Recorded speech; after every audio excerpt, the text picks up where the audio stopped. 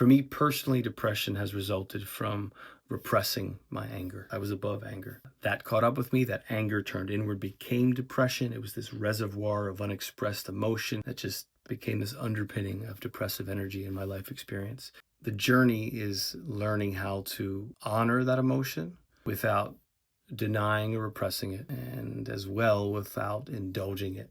We have to find this midway point between denial and indulgence where when anger comes up, we honor it. We don't displace it. We don't put it on other people. When anger comes up, we don't shove it down. We just let it out in an appropriate way. I think of this anecdote that I read from Eckhart Tolle, and it's about these ducks, and he's sitting there watching these ducks in a pond, and these ducks getting a little spat, and they're fighting. And then they sort of swim off in opposite directions, and they both furiously flap their wings, and then they come back together, and they're perfectly fine. They got angry. They went in a healthy way. They let it go, and they came back. Letting go of that anger has been the healing component as it relates to my depression.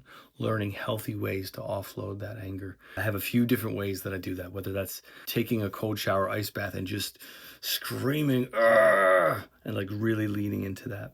Whether it's lifting weights in the morning and kind of just like angrily lifting those weights. Whether it's when something comes up in the moment, allowing myself the space like I watch my daughters do, just to be like, oh, I'm so frustrated right now, and just let it out, just offload, just furiously flap my wings. I've also crafted an anger meditation for myself really at the beginning of this journey where I would set an interval timer for 1 minute intervals, and I would allow myself 1 minute to get angry, to scream, to yell, to cuss, to punch a pillow, and then 1 minute to regulate, to focus on my breath and to settle myself. The third minute, I'm screaming, I'm yelling.